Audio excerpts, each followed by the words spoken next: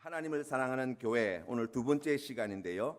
어느 한 분이 이제 결혼을 하기 위해서 이제 좋은 남자분을 만났어요. 너무나 마음에 들었습니다. 그런데 이분이 한 가지 문제가 있었어요. 그게 뭐냐면 신앙생활을 안 하시는 거예요. 그래서 이제 이분이 이제 결혼을 이제 하자고 이 남자분도 열심히 대시를 하고 프로포즈를 하고 같이 살자, 내가 잘해줄게, 손에 물 안 묻히게 해줄게, 막 이렇게 이야기하니까 이제 이 여자분이 이제 자매님이 이제 마음에 이제 들기도 하고 해서 이제 그런데 그냥은 결혼할 수 없어서 이제 한 가지 조건을 걸었죠.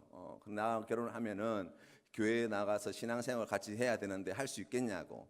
그랬더니 이 남자분이 걱정하지 말라고, 내가 당신 따라 내가 이제부터 교회 생활 열심히 하고 당신처럼 내가 예수 열심히 믿겠다고 그렇게 약속에 약속을 하고 다짐에 다짐을 하고 결혼식을 올린 거예요.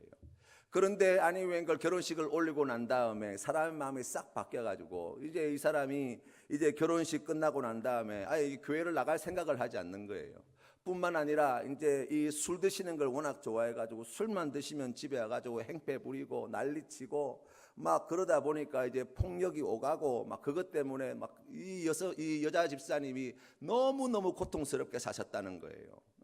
자녀들은 이제 한 5명 정도 이렇게 낳아서 이제 뭐 이 자녀들도 그렇게 많이 낳아가지고 이렇게 있는 와중에 뭐 이거 어떻게 하겠어요? 너무 괴로운 거예요. 그래가지고 이러지도 못하고 저러지도 못해가지고 어느 날 마음의 포기가 되더라는 거예요. 뭐 하도 박해를 하니까 그러니까 그걸 참다가 이제 마음에 그런 독한 마음이 생기더라는 거예요. 내가 무슨 일이 있더라도 내가 주일날 교회를 가야 되겠다. 내가 무슨 박해를 당하더라도 내가 꼭 교회는 가야 되겠다. 오기가 생기더라는 거예요. 그래서 만약에 당신 계속 교회 나가면은 나랑 헤어지자라고 이야기하면 내가 당장 헤어져 버려야 되겠다. 그런 결심을 하고 이제 목사님한테 찾아가서 그런 문제를 가지고 상담을 하신 거예요. 그 목사님께서 이제 위로해 주시고 같이 기도하고 이제 그 여자 집사님에게 권면을 하셨어요. 집사님, 작전기도 한번 해보시자고, 우리 하나님 앞에 은혜 달라고 도와달라고 우리 작전기도 같이 해보자고. 그 40일을 작전기도하고 말씀을 가까이 하고 열심히 기도하고 이렇게 지내시는데 한 말씀이 눈에 탁 들어오는 거예요. 마음에 팍 새겨지는 거예요. 그 말씀이 무엇이었냐면 사도행전 1장 8절 말씀이었어요. 오직 성령이 너희에게 마시면 너희가 권능을 받아 예루살렘과 온 유대와 사마리아와 땅끝까지 이르러 내 증인이 되리라 라고 하는 말씀이 그날따라 마음에 팍 새겨지는데 그 말씀을 통해서 큰 은혜를 받게 되어진 거예요. 그 말씀을 보고 난 다음에 이 집사님 마음 가운데 어떤 결심이 생겼냐면 그렇구나, 내가 예수를 믿으며 살아갈 때 할 일이 무엇이냐라고 이야기하면 예수님의 복음을 전하는 일이 내 일이었구나. 내가 이때까지 한 자녀들의 어머니로, 한 남자의 아내로, 또 시부모님의 그러한 자부로 내가 살아왔다면 내가 오늘부터는 우리 집안에 내가 선교사가 되어야 되겠구나. 그렇게 결심을 하셨다는 거예요. 그리고 그날 이후로 가정에서 내가 선교사로 살겠습니다 결단하고 선교사처럼 그런 마음을 가지고 삶을 살았더니 놀라운 일이 벌어지는 거예요.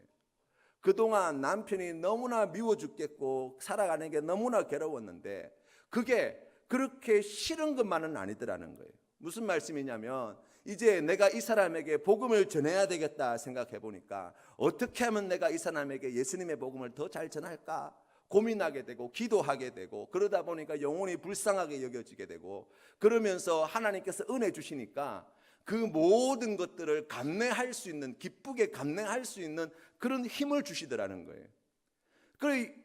이 어머니가 바뀌어지고 아내가 바뀌어지니까 자녀들의 가정의 삶도 바뀌어지더라는 거예요. 그리고 남편도 변화되어진 아내의 모습을 보면서 조금씩 마음을 열기 시작하더라는 거예요. 그리고 얼마 있지 않아서 이 가족 모두가 다 하나님 앞에 나와 함께 예배드리는 놀라운 일들이 일어나게 되었다는 거예요. 여러분, 예수 믿는 모든 사람에게 하나님께서는 나가서 복음을 전하라고 명령하셨습니다. 우리가 동계 아울리치 사역을 준비하면서 지금 24명의 봉사단이 함께 준비하고 있는데 이제 일주일 남았어요. 제가 어제 전우사님하고 이 동계 아울리치 사역과 관련해서 보고를 받으면서 그렇게 말씀을 드렸어요. 우리 대장님하고도 단장님하고도 통화를 하면서 그렇게 말씀드렸어요. 딴 거 없습니다. 이제 남은 한 주일 동안 매일매일 단원들이 함께 마음을 모으고 뜻을 모으고 자리 같이 해가지고 기도하는데 힘써 주십시오. 우리 김태봉 안수집사님이 단장님이신데요, 너무 귀한 분을 하나님께서 세워주셔서 제가 얼마나 감사하고 든든한지 몰라요. 이 남은 한 주간 동안 이 단원들 잘 다독이셔가지고 이제 준비될 것 할 것 지금 다 정리됐거든요. 남은 일주일 동안 열심히 기도하자고 제가 권면을 드렸어요. 말씀을 드렸어요. 우리 집사님께서 그렇게 하시겠다고 약속해 주셨어요. 그런데 그것은 24명의 단원만 다녀오는 일이 아니에요. 우리 센텀 장로교회가 함께하는 사역이 되어야 할 줄로 믿습니다. 그러기 위해서 사랑하는 성도님, 우리가 이 귀한 사역을 위하여 함께 중보하는 중보기도자로 우리가 섬기는 것 하나님께서 기뻐하시는 일이고, 뿐만 아니라 우리가 나가는 선교사는 되지 못하지만 그러나 내가 바로 내 가정에, 내 이웃에, 내 직장에, 내가 속해 있는 학교에 바로 보냄받은 선교사가 된 자라는 것을 우리가 꼭 기억하셔서 선교사와 같은 마음으로 우리가 그 이웃들을 만나고 직장 생활하고 가정 생활하게 되어지면 하나님께서 그 어려움을 다 이길 수 있는 힘을 주시고 그 가운데 우리의 삶을 통하여서 예수 그리스도의 복음이 증거되어지는 놀라운 일들을 보게 해 주실 줄로 믿습니다. 그래서 이 동계 아울리치 이 사역이 우리 센텀 장로교회 모든 성도님들의 선교 사역에 되는 그러한 은혜와 복을 누리시기를 주님의 이름으로 축원합니다. 동로마 제국에 레오 3세라는 황제가 있었어요. 이분은 아주 믿음이 좋았던 분이었습니다. 그런데 이분이 723년에 이제 동로마 제국에 있는 모든 백성들에게 이런 포고령을 내립니다. 이 성상을 갖다가 우상으로 간주하여서 절대로 이 성상을 숭배해서는 안 된다. 만약에 그것을 섬기거나 그 앞에 절을 하거나 그거 갖다가 이 성상을 갖다가 그냥 내버려 두는 일이 있으면 용서치 않겠다라는 성상 숭배 금지령을 내립니다. 그래가지고 그때부터 이 동로마 제국에 있는 모든 성상들이 파괴되어지고 뭐 그러면서 사람들이 그거 이제 못하도록 막으려고 막 얼마나 노력을 했는지 몰라요. 그런데 이제 그 가운데 그동안 이제 이런 이 성상을 갖다가 뭐 그림이라든지 조각을 만들어 가지고 그 앞에서 지금도 뭐 가톨릭에서는 그런 흔적들이 남아 있잖아요. 이제 그 앞에서 뭐 기도하고 그 갖다 숭배하는 모양을 보이는 그런 일들을 늘 해왔던 이제 사제들하고 그런 믿음이 조금 뛰어난 특출했던 사람들이 거기에 대해서 한거에서 또 이제 이 나라 군대들하고 이렇게 막 부딪히게 된 거예요. 그 가중에 수많은 이제 희생자들이 발생하게 되어진 것이죠. 그러다가 이제 시간이 조금 지나고 난 다음에 새로운 왕이 레오 5세가 이제 다시 정권을 잡고 난 다음에는 그 성상 파괴령을 갖다가 다시 취소해 버리는 거예요. 그래서 그때부터는 또 그 갖다가 허용하게 되어지는 그런 일들이 일어나게 되었습니다. 뿐만 아니라 시간이 조금 더 지나고 난 다음에 842년에는 다시 새로운 황제가 바뀌어지면서 그 취소되었던 성상 숭배 금지령을 다시 회복시켜 버린 거예요.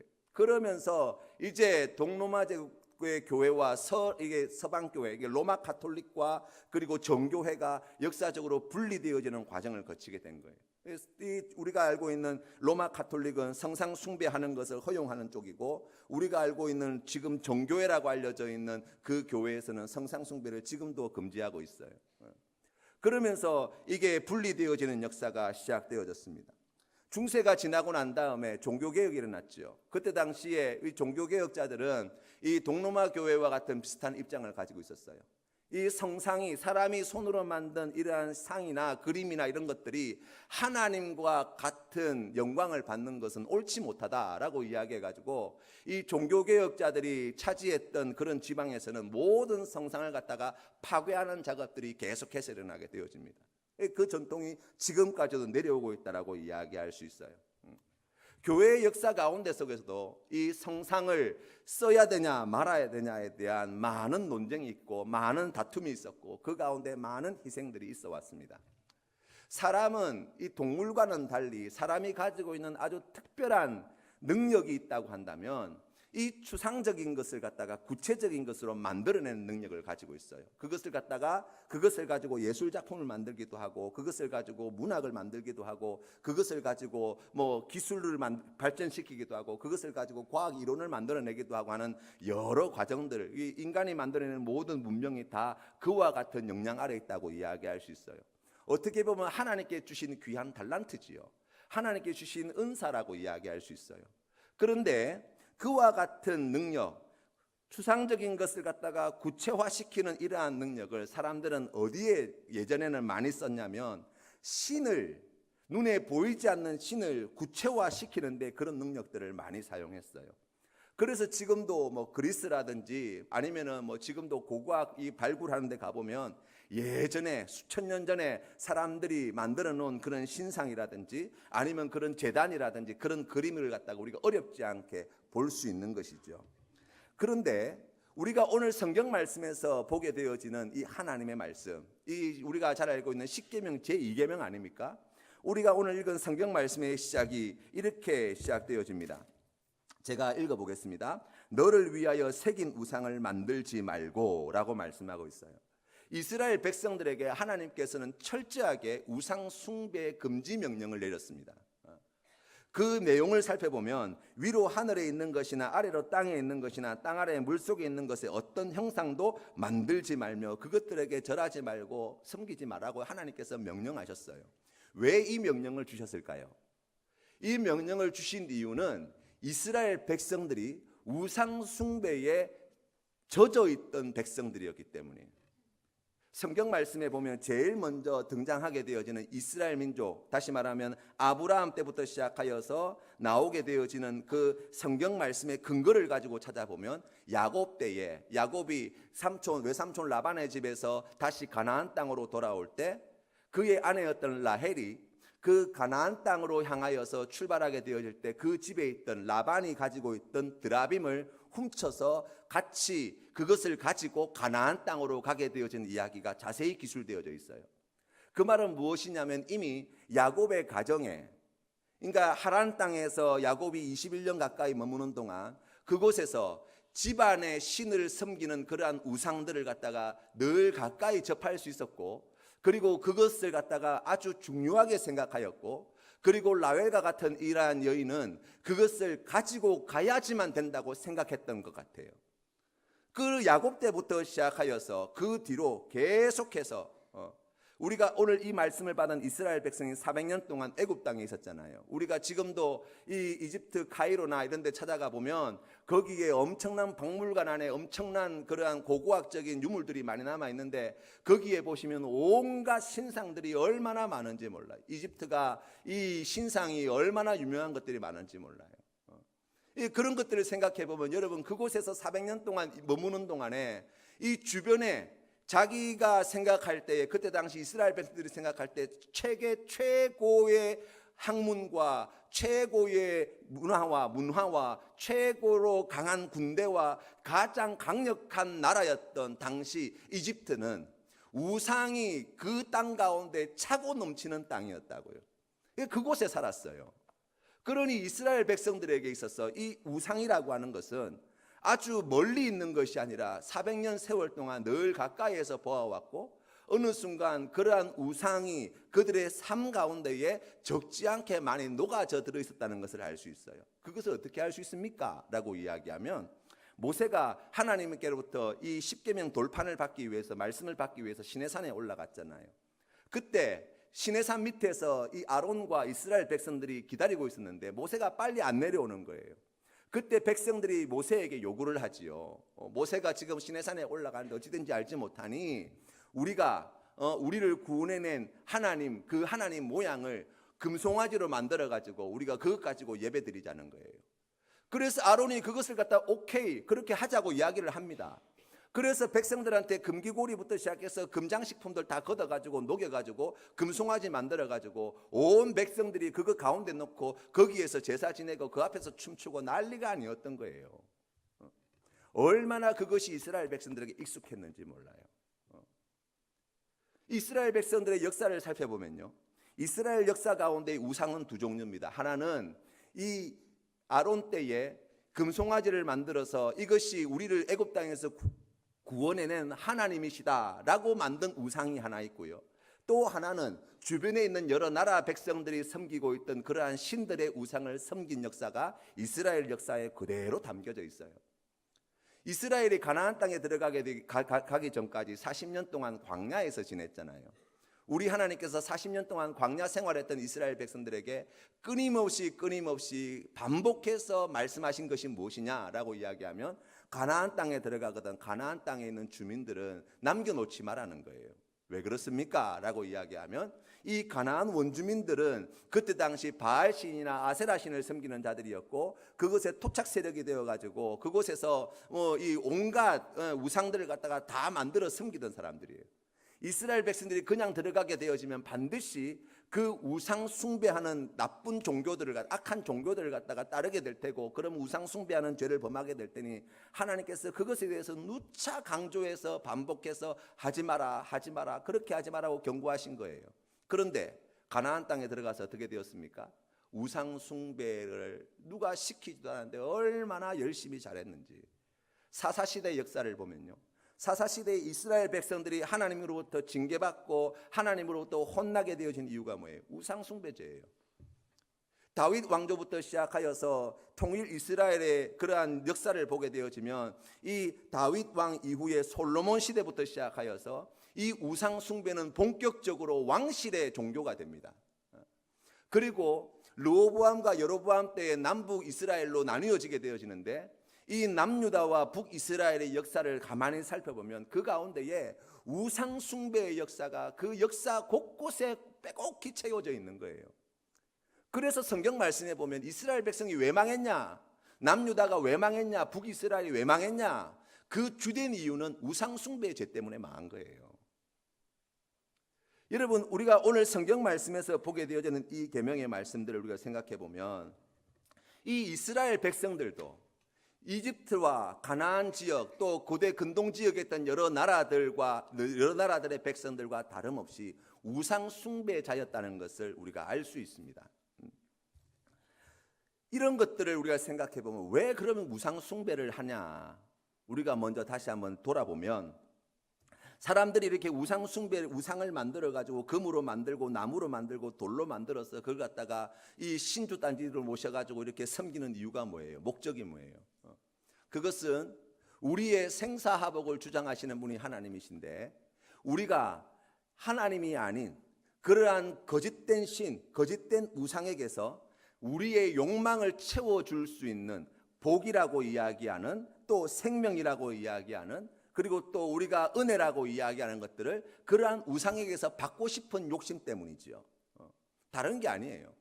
그 신을 내가 더 많이 사랑하기 위해서가 아니에요. 그렇지 않습니까? 옛날에 우리 집안에 보면은 이사 갈 때마다 이렇게 이사가 보면은 예수 안 믿는 분이 살던 집에 보면 어렵지 않게 부적이 붙여 있는 걸 봤어요. 그 노란 종이에다가 이렇게 시뻘건 글씨로 그린 것처럼 이렇게 막 그려져 있는 거 어렵지 않게 볼 수 있었잖아요. 그거 왜 붙이냐 물어보면 그거 붙여야지 이 뭐 삼재를 피하고 뭐 집안이 잘 되고 한다는 거예요. 철저하게 이 우상은 오늘 우리가 성경 말씀에서 본 것처럼 우리를 위한 거예요. 우리를 위한 거. 우리의 욕심과 욕망을 채워주기 위한 거라고요. 그래서 우상인 거예요.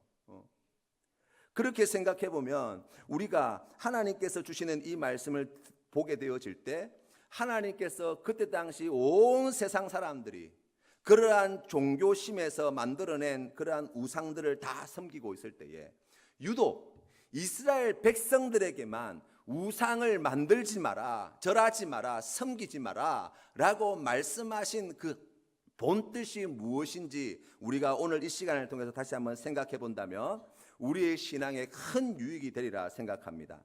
먼저 우리가 이 말씀을 통해서 생각하게 되어지는 것은 하나님께서는 이스라엘 백성들에게 우상을 만들지 말라고 하신 뜻은 바로 우리가 믿는 하나님, 그 하나님을 담아낼 수 있는 이 땅의 피조물은 아무것도 없기 때문이에요.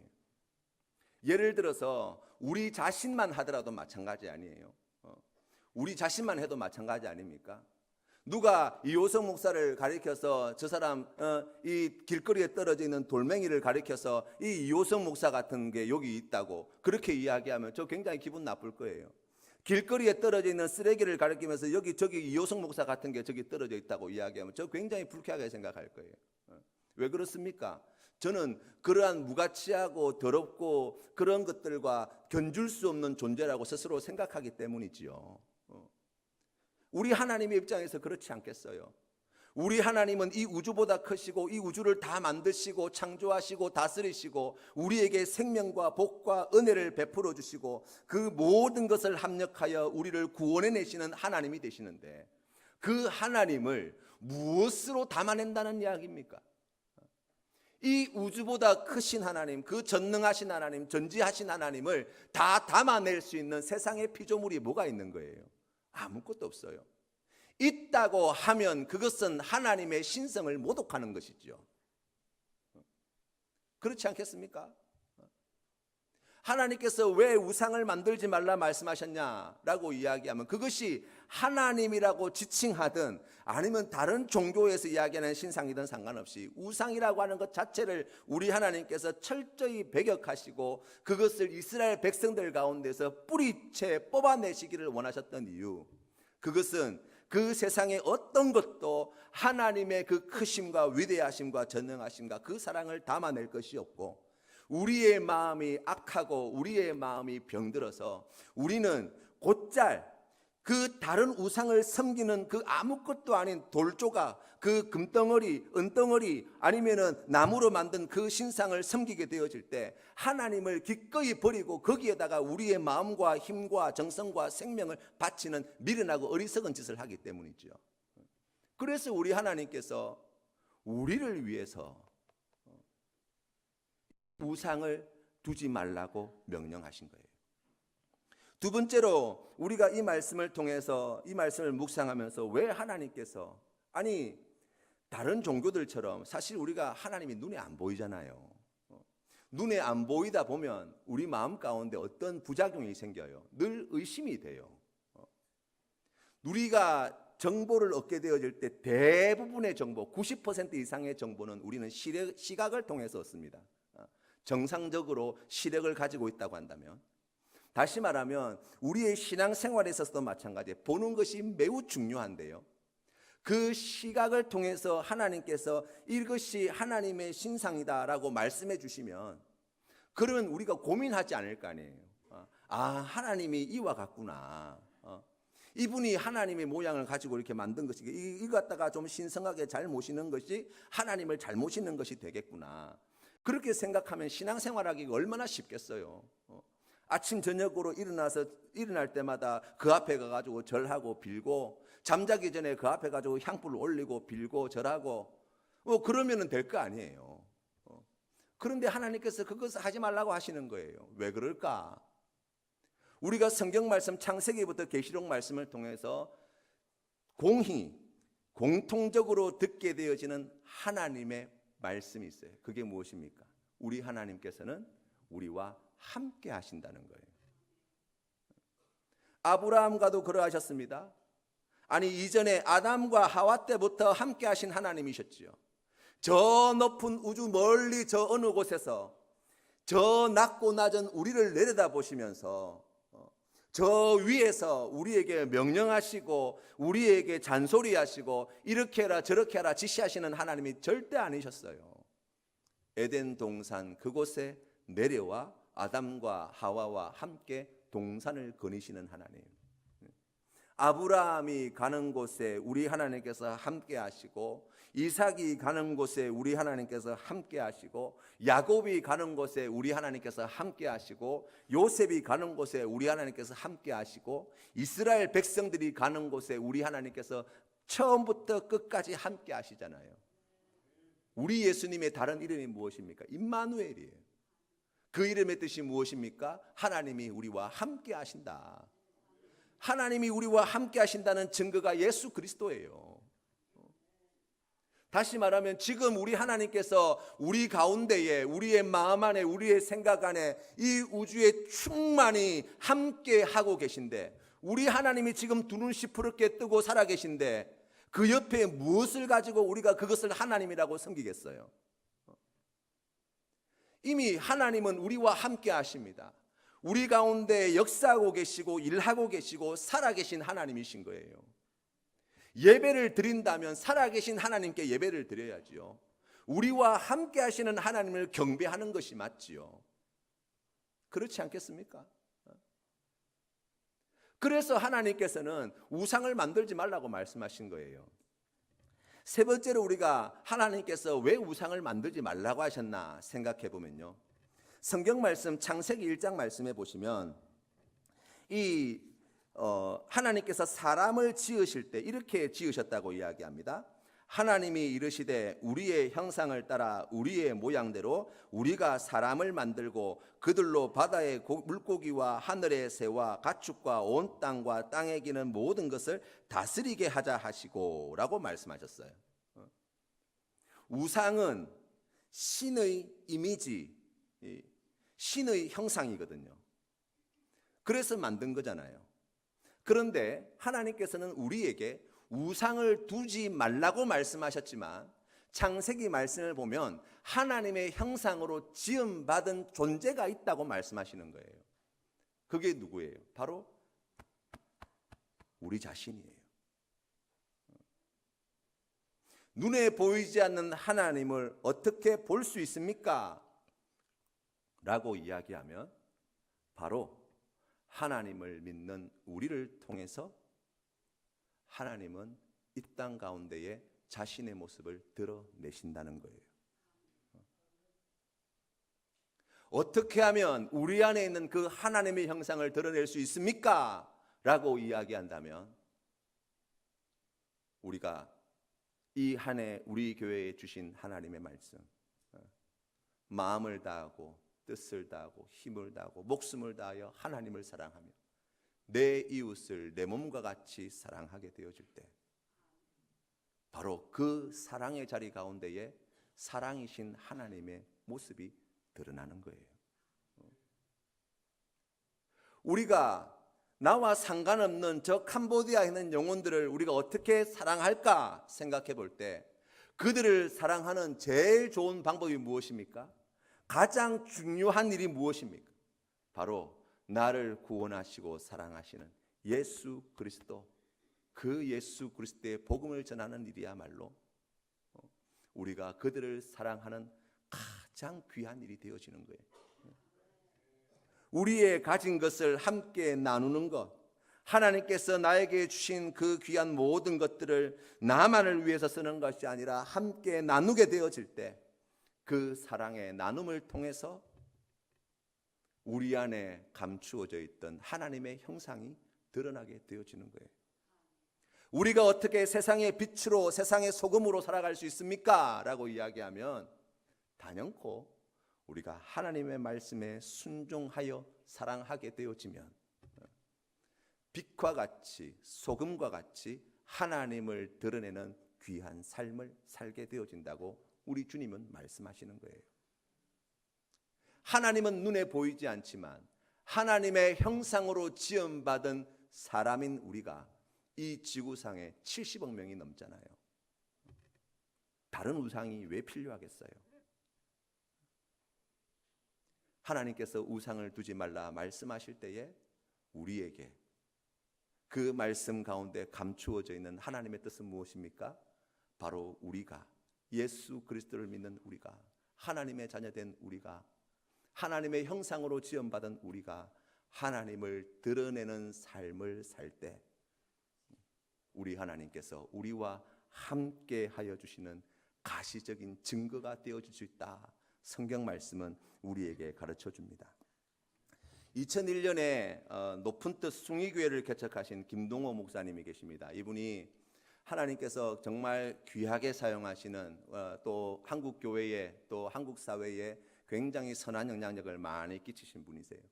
그런데 이분이 개척하고 난 다음에 이제 그 학교 강당을 빌려서 이제 예배를 드리게 되었는데 시간이 지나면 지날수록 더 많은 사람들이 함께 예배드리기 위해서 몰려들기 시작하는 거예요. 한 달에 1,000명씩 부흥하는 놀라운 일이 있었습니다.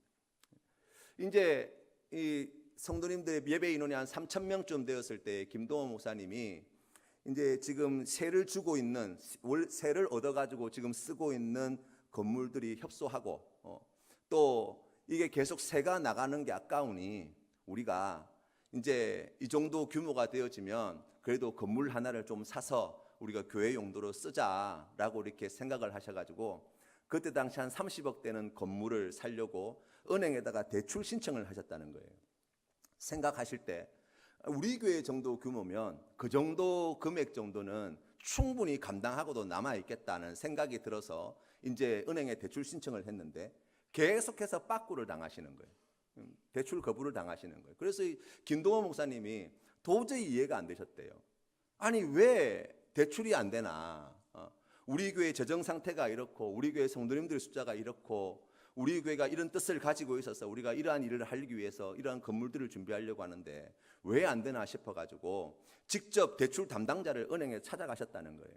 그러면서 왜 대출이 안 되냐고 대놓고 물으셨대요. 그런데 그 대출을 담당하시는 그 직원분이 그렇게 말씀하시는 거예요.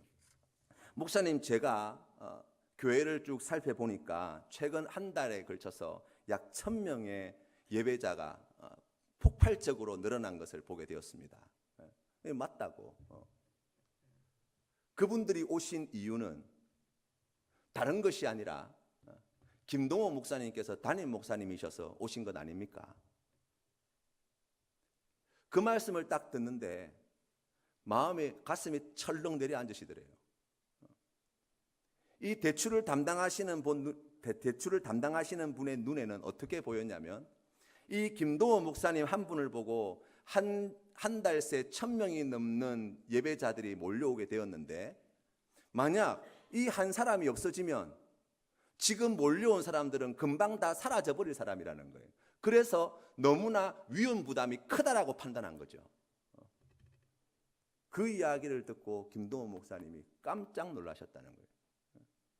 교회를 개척하실 때에 다른 뜻이 있은 것이 아니라 주는 그리스도시요 살아계신 하나님의 아들이십니다 라고 하는 이 귀한 믿음의 고백 위에 교회를 세워서 예수 그리스도가 주인이 되고 예수 그리스도께서 통치하시고 다스리시는 아름다운 교회를, 내가 하나님께서 기뻐하시는 아름다운 교회를 한번 세워보리라, 내가 그렇게 충성해보리라 라고 하는 마음으로 시작하였는데 어느새 아무개 목사 교회가 되어버린 것을 보게 된 거예요. 그래서 그 자리에서 그 대출 담당하시는 분에게 너무나 감사하다고, 내가 오늘 선생님 만나서 큰 깨달음을 얻었다고, 그 자리에서 너무나 감사하다고 감사 표현을 하고 30억 대출 안 받아도 괜찮다고 그렇게 생각하셨대요 실제로. 그러면서 그 감사 표현을 하다가 거듭 하시니까 이 대출 담당하시는 직원분이요 거기에 또 감동이 되셔가지고 대출을 또 허락해 주셨다 그러더라고요. 여러분, 우상은 멀리 있는 것이 아닙니다. 하나님을 알지 못하는 아주 이상한 종교에 빠져 있는, 우리가 생각할 때 아주 열등한 종교를 믿는 그런 사람들만 우상 숭배를 하는 게 아니에요. 우상이 무엇입니까? 내 욕심을 채워줄 수 있는 그 대상, 바로 그 대상이 우상이에요. 하나님보다 더 사랑하고 하나님보다 더 의지하고 하나님보다 더 의존하는 것들, 그게 다 우상이 되는 거예요. 교회 안에서도 얼마든지 거대한 우상은 세워질 수 있습니다. 부흥해서 우상이 만들어지기도 합니다. 잘해서 우상이 세워지기도 해요. 그것이 어느 순간 우리의 자랑이 되고 그것이 어느 순간 우리의 영광이 되어질 때 말입니다. 예수를 믿은 지 30년이 되고 교회 직분을 맡고 여러 가지를 감당하면서도 우상 숭배자가 될 수 있습니다. 왜요? 하나님보다 더 믿고 의지하는 것이 우리 마음에 있다면. 나의 생사화복을 주관하시는 분이 하나님이 되십니다. 이 믿음에서 우리가 벗어나게 되어질 때 나의 생사화복을 주장하는 것은 다름이 아니라 세상의 그 어떤 것입니다 라고 하는 순간 우리 또한 우상 숭배자가 되는 거예요. 하나님께서는 오늘 우리에게 너를 위하여 새긴 우상을 만들지 말라고 명령하셨습니다. 우리가 하나님을 사랑하며 살고자 할 때에 우리가 먼저 깨달아 알아야 하는 것, 내 마음 안에 세워져 있는 우상은 없었나? 내가 하나님보다 더 사랑하고 의지하고 자랑하고 믿고 하나님보다 더 귀하게 여긴 것은 없었나? 하나님을 사랑하는 증거는 어디에서 나타납니까? 그 말씀에 순종하는 데서 나타나는 거예요. 누구를 위해서가 아니라, 인간적인 관계 때문이 아니라 제가 하나님을 사랑합니다 라고 하는 그 믿음의 고백으로 우리가 순종하며 나아갈 때 그가 하나님을 경외하며 예배하는 삶을 사는 사람이 되는 거예요. 바라기는 사랑하는 성도님의 삶의 자리가 그와 같기를 주님의 이름으로 축원합니다. 우상 숭배의 죄에서 벗어나시는 2019년 새해가 되시기를 주님의 이름으로 축복합니다. 하나님보다 더 사랑하는 것이 없습니다. 제가 하나님을 가장 사랑합니다. 나의 생사하복은 세상의 그 어떤 것에 맡기지 않겠습니다. 오직 하나님만이 나의 생사하복을 주장하시는 분이 되십니다. 내가 하나님만을 예배하며 하나님만을 경배하며 하나님만으로 기뻐하며 만족하며 살겠습니다. 우리가 그와 같은 믿음으로 주님 앞에 나아갈 때에 이 2019년 새해에 하나님께서 그 귀한 믿음을 통하여 크게 영광 받으시고 우리 하나님께서 하나님만을 예배하며 경외하는 사랑하는 성도님의 삶의 자리에 넘치는 은혜와 복을 천대에 이르도록 크신 사랑을, 그 놀라운 은혜를 나타내 보여주실 줄 믿습니다. 이 은혜 누리시는 우리 모든 성도님들 다 되시기를 주님의 이름으로 축원합니다. 같이 기도드리겠습니다.